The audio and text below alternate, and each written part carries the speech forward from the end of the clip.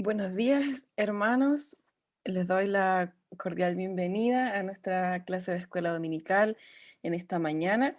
Vamos a orar para poder comenzar este tiempo y yo le invito a que usted pueda ir donde usted está, pueda inclinar su rostro y unirse a esta oración. Amén.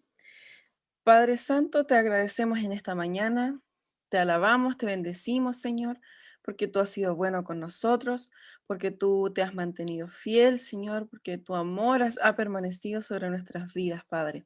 Te quiero pedir en esta mañana que tú puedas abrir nuestros ojos espirituales, Señor, nuestro entendimiento, que podamos estar atentos, Señor, y que podamos recibir con humildad las enseñanzas que vengan de tu palabra, Padre. Te damos gracias por este tiempo. Esperamos, Señor, que tu palabra y tu Espíritu Santo sigan transformando nuestras vidas y confiamos, Padre, en que tú vas a hacer el trabajo en nuestro corazón también. Gracias, Señor, te damos en el nombre de Jesús. Amén. Amén. Hoy día vamos a hablar sobre las reglas del campamento, ¿ya? Esto se encuentra en el libro de Números, capítulos 5 y 6.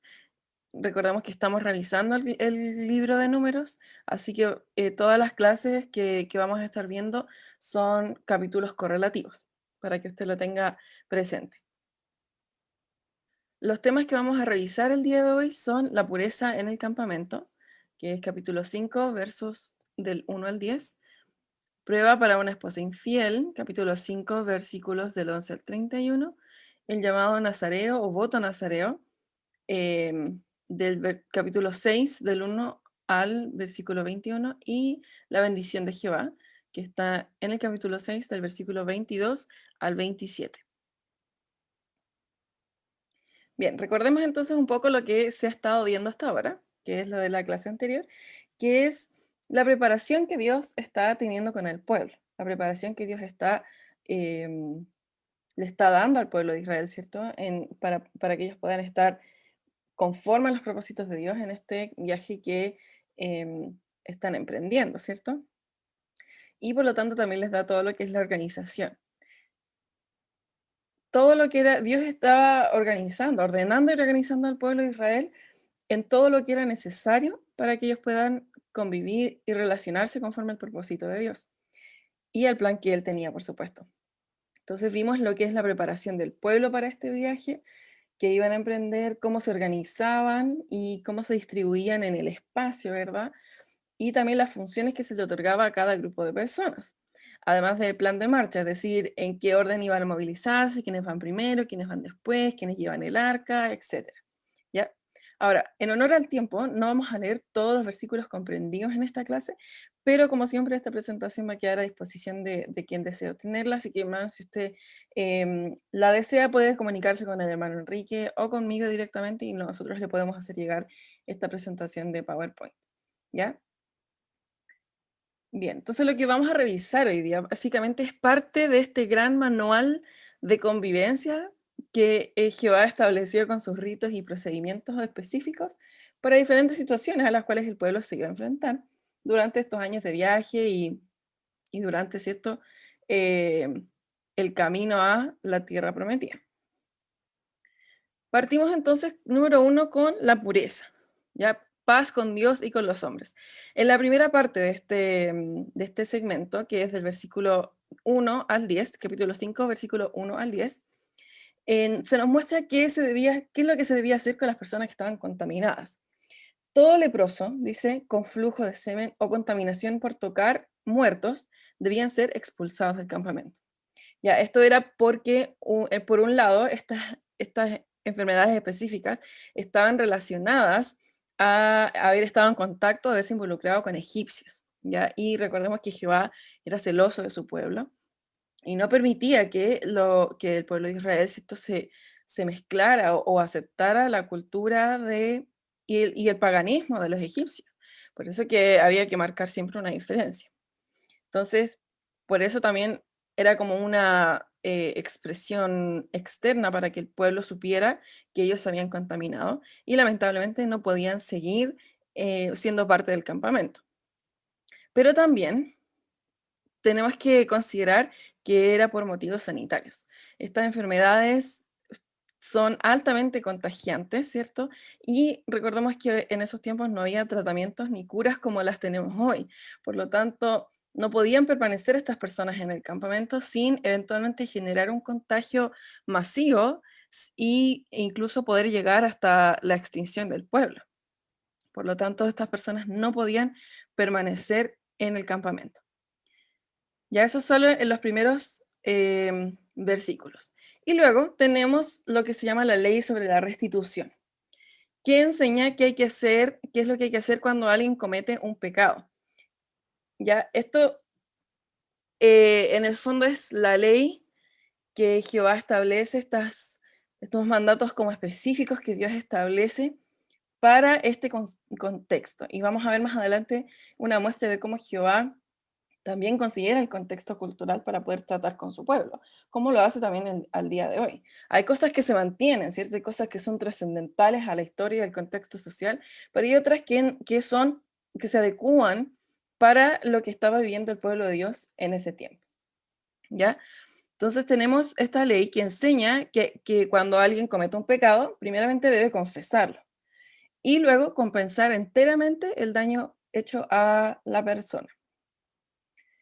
Ahora, dice, si la víctima muere y no hay familia que pueda recibir esta compensación, esta restitución, más bien dicho, entonces la persona criminal, la persona que cometió el pecado, tiene que dar al sacerdote. Debe pagar al sacerdote y restituir o dar la restitución correspondiente al sacerdote que estaba ahí en ese tiempo. Esto primeramente nos enseña la importancia de tomar responsabilidad por nuestros pecados. Ya en la palabra dice que si estas personas cometieron pecado, aunque nadie las vio, no dice si los pillaron, sino si cometieron pecado, deben confesarse. Deben ir y confesar su pecado y buscar la restitución. Y así es como debemos hacerlo nosotros. Y como en el Antiguo Testamento y en el Nuevo, Dios nos llama a confesar nuestros pecados para que podamos ser libres, ¿cierto? Si hemos tenido problemas o contiendas con algún hermano, si hemos ofendido a alguien, Dios nos llama a restaurar las cosas y no dar lugar a las ataduras, ¿verdad? Lugar al enemigo que, que puede ocupar esta situación para poder sacar provecho, ¿cierto? Y comenzar a trabajar en nuestra mente, comenzar a trabajar en nuestra vida.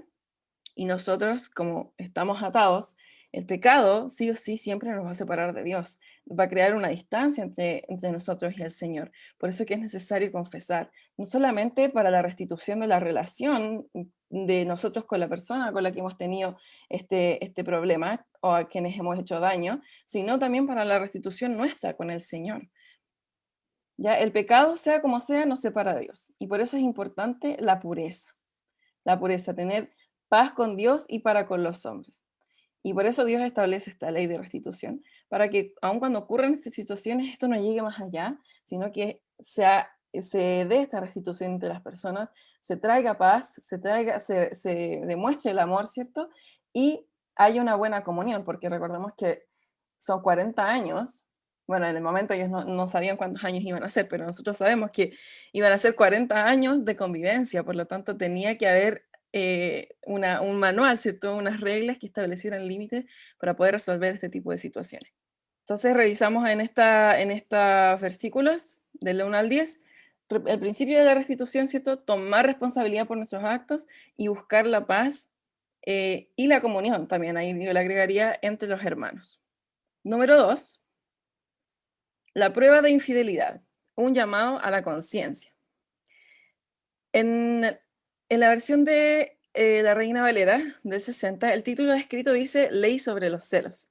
Y en otras versiones dice similar o Ley contra la infidelidad matrimonial, ¿ya? Y vamos a ver por qué tienen esos títulos y no mencionan que es para una mujer o que es para la esposa la ley. Dice, esta ley habla de lo que debe hacer un esposo si éste duda de la infidelidad de su esposa.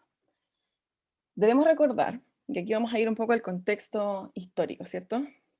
que lamentablemente en este tiempo la mujer estaba relegada a una posición social en la cual era más aceptado cuestionarla a ella de infidelidad que cuestionar al hombre, ¿ya? Porque al hombre se le permitía tener varias mujeres, varias esposas, e incluso involucrarse con sus concubinas, que no eran esposas propiamente tal. Por lo tanto, se entendía que difícilmente un hombre iba a necesitar ser infiel, siendo que podía legal y libremente tener las mujeres, más de una mujer si así él lo deseaba. Entonces, esta forma de convivencia que de alguna u otra forma favorecía al hombre en su posición social, le concedía esta autoridad sobre mujeres que era socialmente aceptada. ¿Ya? Pero esto a la vez ponía en riesgo a la mujer, en un constante riesgo de que el esposo tomara medidas físicas de violencia contra la mujer, porque tenía una incapacidad de poder controlar sus celos y porque la mayoría o el impulso natural es querer resolver las cosas, ¿cierto? A nuestra manera.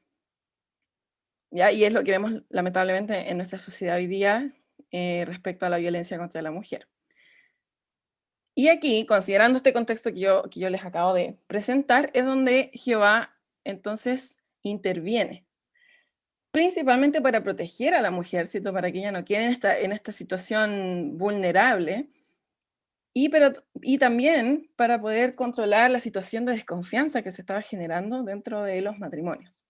Entonces dicen los versos 14 y 15, estamos en el capítulo 5, ¿cierto? Capítulo 5, versículos 14 y 15.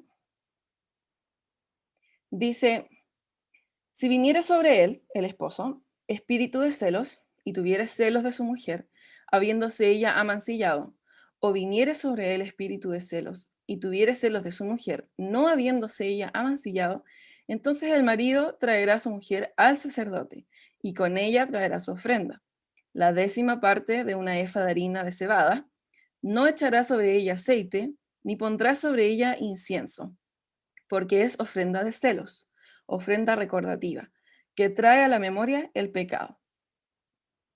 En los versículos siguientes vemos, se explica bien el procedimiento que tiene que hacer el sacerdote, y eso usted lo puede leer después de la clase o en cualquier otro momento, pero al final vamos a revisar cuál es el resultado de este procedimiento, ¿cierto? Cómo se va a resolver esta situación. En los versículos 27 y 28 que dicen: le dará pues a la mujer a beber las aguas, y si fuera inmunda y hubiere sido infiel a su marido, las aguas que obran maldición entrarán en ella para amargar, y su vientre se hinchará y caerá su muslo. Es decir, eh, su útero no va a poder producir hijos. Y la mujer será maldición en medio de su pueblo. Mas si la mujer no fuera inmunda, sino que estuviera limpia, ella será libre y será fecundada. Esta ley sirvió para frenar los celos del hombre y que él apelara de alguna forma a su conciencia, ya que el castigo para la mujer era no poder tener hijos nunca más, lo cual también podía afectar al hombre en caso de que él deseara dejar descendencia con esta mujer. Pero por otro lado, si la mujer era inocente, que era el caso más probable, él iba a cargar por siempre con la culpa y con este prejuicio, ¿cierto?, sobre él de que era un hombre desconfiado y que probablemente iba a causar un quiebre de la relación. ¿Ya? Por lo tanto, más allá de una acusación o de buscar un culpable, esta ley buscaba enseñar sobre lo destructivo que puede ser la desconfianza dentro del matrimonio. Tanto para la relación en sí, que puede o no terminar, ¿cierto? Porque se puede estar casado legalmente, pero tener un vínculo afectivo totalmente muerto. Dos personas pueden convivir y estar en un mismo espacio sin amarse y sin cultivar un amor, ¿cierto?, vivo, pero también para los individuos, para las personas que con una situación de desconfianza pueden quedar profundamente dañados. Entonces, hoy sabemos que aunque había una norma social que regía en aquel tiempo, Dios nunca puso al hombre en un lugar superior al de la mujer, ni viceversa. ¿Ya? Entendemos también que el matrimonio, con sus derechos y deberes, es una unión que se da entre un hombre y una mujer, y que la infidelidad no yace simplemente en un acto físico, sino que primeramente parte en el corazón y que por supuesto no es un acto exclusivo de la mujer. ¿ya? Pero entendamos que en esto Dios, Jehová considera el contexto, ¿cierto? De cómo se estaban dando las cosas de manera social, y para poder equiparar un poco la cancha, establece esta ley para que el hombre pueda también ejercer un poquito de autocontrol en este tiempo respecto de su desconfianza. ¿Ya? Nunca, hermanos, nunca demos lugar a la desconfianza en nuestra vida. Al más mínimo sentimiento, a la más mínima sensación, oremos al Señor, busquemos. E incluso si esto ya ha avanzado, hermanos, ayunemos, oremos, pero importante también buscar ayuda en nuestros líderes, en nuestros hermanos, en nuestros pastores. No dejemos que esto avance en nuestro corazón, porque es destructiva, la desconfianza es destructiva, especialmente dentro de la relación matrimonial, ¿ya? Y el Señor es todopoderoso y Él puede hacer una obra en nuestro corazón. Así que si usted está pasando por una situación de desconfianza en su vida, ya sea con matrimonio o con otras relaciones, yo le animo a que usted pueda buscar al Señor y pueda también, como digo, buscar ayuda, buscar consejo en la palabra y en nuestros líderes y pastores. Tercer tema de esta clase, que es el voto nazareo. Ya aquí pasamos al capítulo 6, desde el versículo 1 al 21. No confundir, antes de hablar sí, del voto nazareo, no confundir nazareno con nazareo, ya son dos cosas completamente diferentes, completamente no relacionadas. Ya nazareno viene de Nazaret, de la ciudad natal del Señor Jesucristo, y es como el gentilicio, ¿cierto? Los que nacen en Nazaret son nazarenos. Nazareo es un voto, un compromiso que hacían los hombres y mujeres del pueblo de Israel para dedicarse a Jehová. ¿Cuáles eran los deberes de este voto? ¿A qué se comprometían específicamente estas personas? Vamos a leer entonces del verso 1 al 8, capítulo 6, versículos 1 al 8, y dice, habló Jehová a Moisés diciendo, habla a los hijos de Israel y diles, el hombre o la mujer que se aparte haciendo voto de Nazareo para dedicarse a Jehová, se abstendrá de vino y de sidra. No beberá vinagre de vino ni vinagre de sidra, ni beberá ningún licor de uvas, ni tampoco comerá uvas frescas ni secas. Todo el tiempo de su nazareato, de todo lo que se hace de la vid, desde los granillos hasta el ollejo, no comerá. Todo el tiempo del voto de su nazareato no pasará navaja sobre su cabeza, hasta que sean cumplidos los días de su apartamiento a Jehová. Será santo. Dejará crecer, su cabello. Todo el tiempo que se aparte para Jehová no se acercará a persona muerta, ni aun por su padre, ni por su madre, ni por su hermano, ni por su hermana podrá contaminarse cuando mueran, porque la consagración de su Dios tiene sobre su cabeza. Todo el tiempo de su nazareato será santo para Jehová. Entonces, este voto tiene un aspecto relacionado a lo físico, que tiene que ver con que no podía cortarse, ¿cierto?, el cabello ni su barba, y la mujer, por supuesto, su cabello, pero también tenía un aspecto relacionado al comportamiento. Los que hacían este voto debían abstenerse del vino y esencialmente de todo producto de la vid. Dice ahí ni los granillos ni los ollejo, es decir, ni las pepitas de la uva, ni la cáscara de la uva, absolutamente nada que viniera de la vid, nada que estuviera fermentado. Y además no podían tocar ningún cadáver, que también tiene que ver con el comportamiento. Y lo otro que a lo que ellos se comprometían eran a entregar ciertas ofrendas, ya que eso lo vamos a ver ahora. ¿Qué pasa si a una persona le caía un muerto encima por accidente? Ya, es decir, estaba en un lugar y por coincidencia, ¿cierto? Alguien moría a su lado, cerca de él y lo tocaba. Ya esto podía suceder, la Biblia lo describe, ¿cierto? Entonces debía esperar 8 días, era un ritual aparte, ¿cierto? De lo que tenía que hacer cuando se comprometían, cuando hacían este voto. Tenían que esperar 8 días y luego tenían que raparse, cortarse todo el cabello, la barba y quemar este cabello. Además, tenían que entregar 2 aves para sacrificio, ir con el sacerdote a entregar estas 2 aves, y ahí el voto se reiniciaba. Ya en el fondo partía desde cero hasta que se cumpliese el tiempo al cual la persona se comprometió.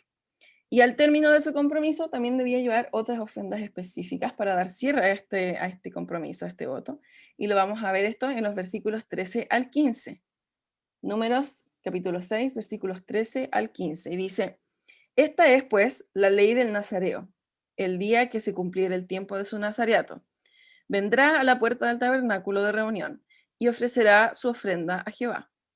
Un cordero de 1 año sin tacha en holocausto, y una cordera de 1 año sin defecto en expiación, y un carnero sin defecto por ofrenda de paz. Además, un canastillo de tortas sin levadura, de flor de harina amasadas con aceite, y hojaldres sin levadura untadas con aceite, y su ofrenda y sus libaciones.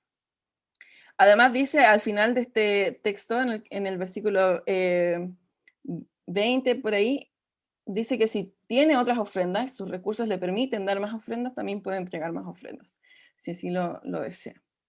Y entonces también se comprometía a entregar estas ofrendas específicas para reinicio o término del voto nazareo.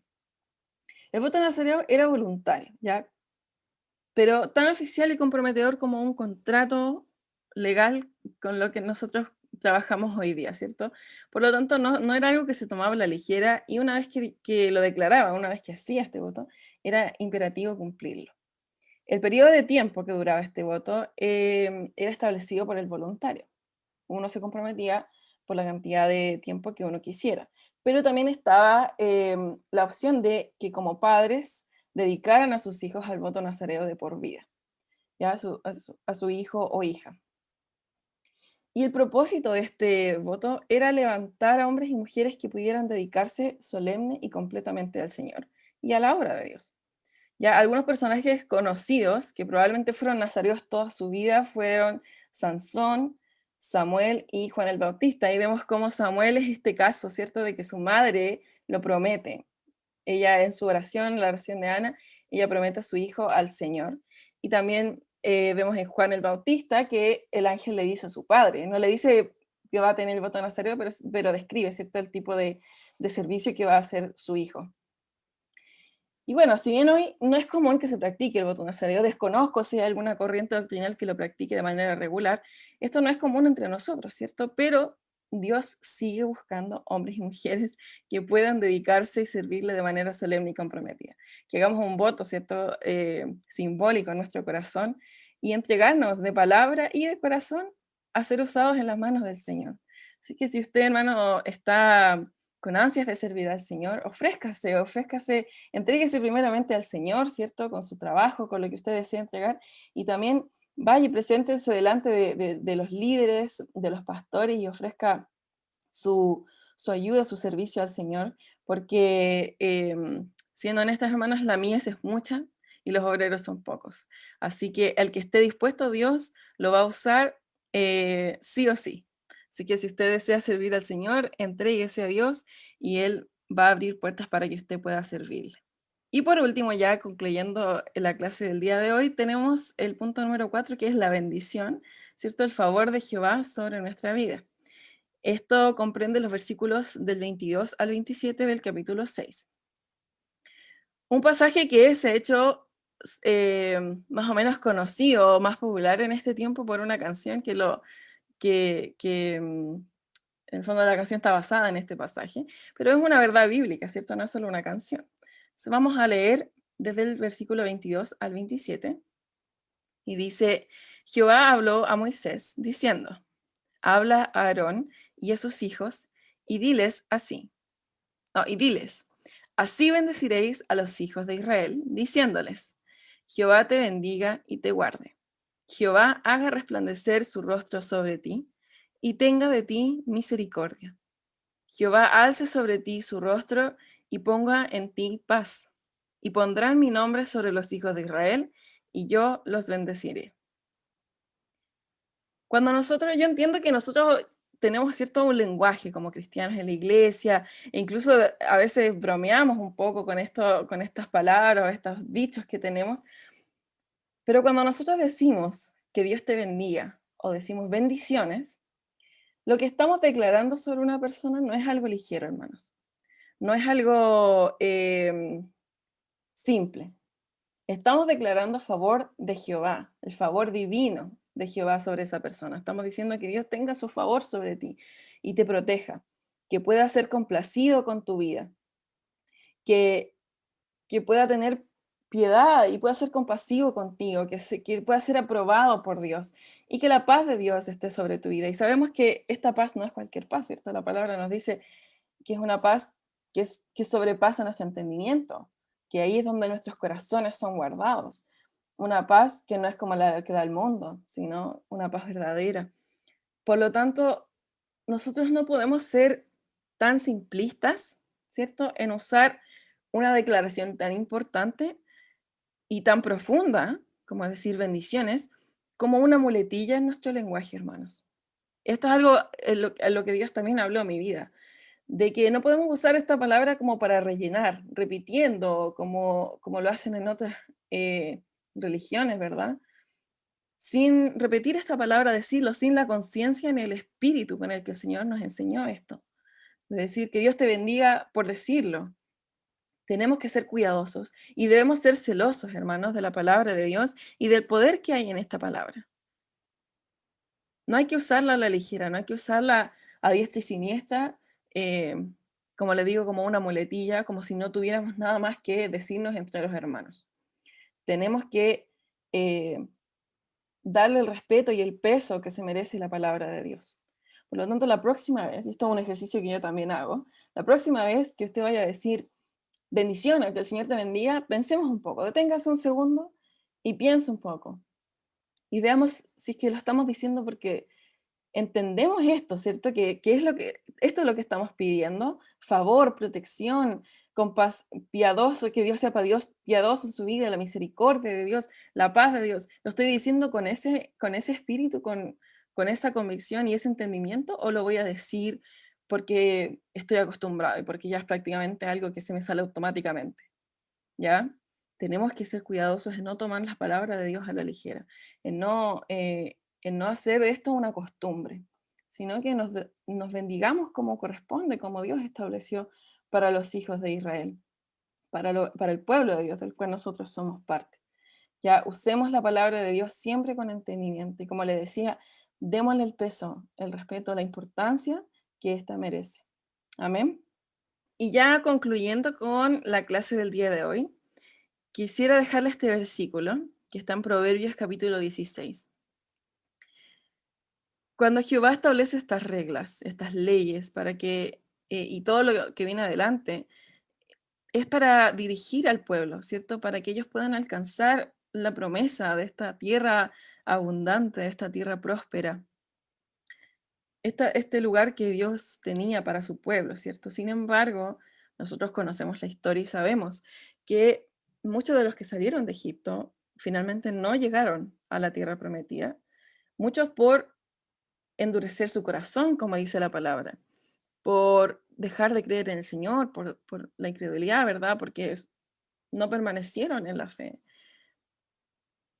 Entonces, con toda esta historia y con todo lo que reitero, todo lo que se va a revisar más adelante, em, ustedes van a, ustedes y yo, nos vamos a dar cuenta siempre de la importancia que tiene que dejemos a Dios dirigir nuestros pasos, que Él sea nuestra brújula, ¿cierto? Ahí como está la imagen. Y que creamos en su plan, en su perfecta voluntad, que confiemos en Él. Entonces, eh, quiero dejarles este versículo para que podamos meditar, ¿ya? Y el versículo dice, el corazón del hombre piensa su camino, mas Jehová endereza sus pasos. Dejemos que la palabra de Dios y el poder de Dios una vez transforme nuestras vidas, transforme nuestra manera de pensar, ¿cierto? Y que a pesar de que todo el mundo haga algo, todo el mundo vaya hacia un lugar, nosotros primeramente confiemos en Jehová, confiemos en el Señor y pidamos su dirección para nuestra vida. Pidamos que Él abra nuestros pasos, abra caminos, ¿no? Para nuestros pasos. Él abra una senda, como dice una alabanza bien antigua, sendas Dios hará donde piensas que no hay. Ya, Él puede abrir camino en donde sea si es conforme a su voluntad. Así que oremos al Señor para que toda esta palabra, todas estas enseñanzas que hemos tenido hoy día puedan servirnos para eso, para dejar que Dios dirija nuestra vida, que Dios nos ayude. Hablamos de la desconfianza, que no cultivemos desconfianza en nuestro corazón, a que podamos usar la palabra con entendimiento, a que dediquemos nuestro corazón, nuestra vida al Señor en servicio, etcétera. Todas las cosas que hemos conversado en este día puedan siempre ser dirigidas por el Señor. Amén. Así que vamos a orar al Señor. Señor, te damos gracias en esta mañana por tu infinito amor, porque tú hablas constantemente a nuestras vidas. Señor, te doy gracias personalmente porque tú hablas a mi vida primeramente con esta palabra, con esta enseñanza, Señor. Te doy gracias, Dios, porque tú eres un Padre que nos corrige, que no nos deja a la deriva, Señor, que no nos deja hacer lo que nosotros queramos, Padre, porque nosotros no sabemos todas las cosas. Sin embargo, tú sí las conoces. Y por eso, Dios, te queremos pedir en esta hora que tú nos ayudes a confiar en ti, a confiar en tu palabra, a confiar en tus promesas, Señor, a permanecer en la fe, a permanecer, Señor, en este camino.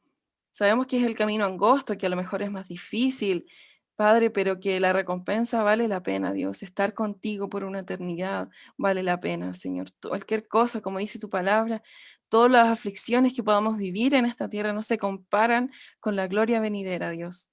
Yo te pido que tú nos fortalezcas en este tiempo, que tú nos desafíes también a hacer más por ti, Dios, a creer más, a lanzarnos, Señor, en pasos de fe, en proyectos o visiones que tú has puesto en cada uno de nosotros, Dios. Ayúdanos a seguir creyendo. Ayúdanos, Señor. Yo te pido que tu Espíritu Santo pueda hablar a nuestra vida y a nuestro corazón y nos recuerde esta palabra, Señor. Nos recuerde que debemos ser cuidadosos de usar tu palabra, que debemos ser, Señor, dedicados de corazón. Señor, que nos recuerde, Padre, tus estatutos, tus principios, tus valores, en un mundo, Dios, en donde todo está distorsionado, en donde todo el mundo hace lo que se siente bien, lo que se ve bien, Señor. Ayúdanos a permanecer en lo que tu palabra dice que es lo correcto, en lo que tú dices que es lo correcto, Dios. Ayúdanos a ser responsables, Dios, de nuestro pecado y confesarlo, y no dar tiempo, no dar lugar al enemigo en nuestra vida, sino que podamos ir y confesar y restaurar las cosas contigo y restaurar las cosas entre nosotros como hermanos, Dios.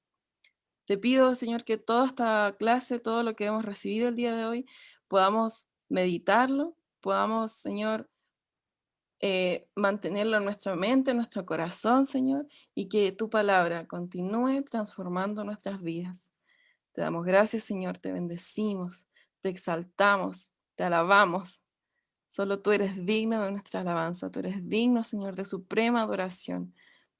Santo, santo, santo eres tú, Señor. Gracias, Padre. En el nombre de Jesús. Amén.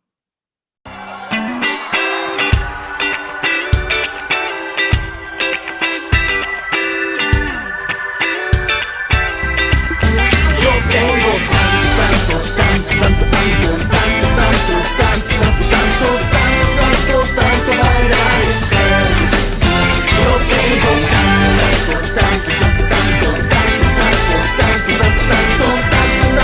tanto para agradecer. Tengo un amigo para agradecer.